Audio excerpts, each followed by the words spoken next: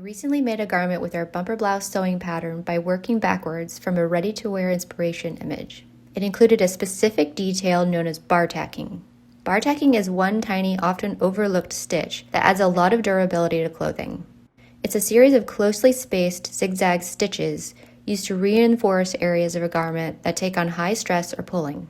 Common locations where you might find bartacking is on pockets, belt loops, zippers, just to name a few. Factories use dedicated bartacking machines, but home sewists can replicate the functional stitch using a standard domestic machine. My home machine manual suggests using the buttonhole function, but I find that I don't prefer how that looks, so I use the zigzag stitch, which requires only the standard presser foot, and I feel like I have more control over how it's applied. I change my settings to the zigzag function, then change the stitch length and the stitch width.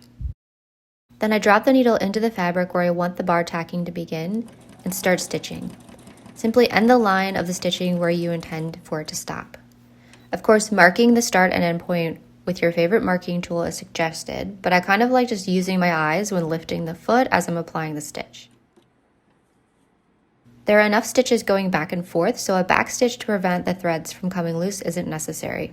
This is what it looks like with just one single line of zigzag stitching. In most cases, the single line of zigzag stitching will suffice. In some cases, you might want this durable stitch to be extra durable, and so going back over it with the back stitch engaged will add an additional layer. This is great for really rugged pieces that take on a lot of wear and tear, like a backpack.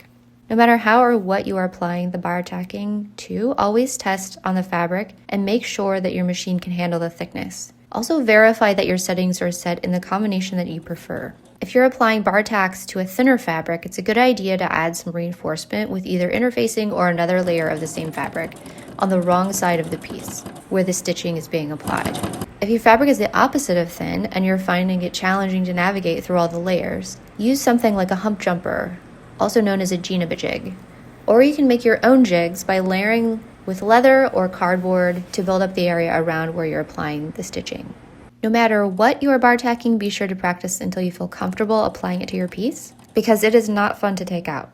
Look out for the next video where I showcase this bumper blouse made in a lightweight denim with bartacking as a design detail. Help us by liking this video and maybe subscribing to our channel to see more of what we're making.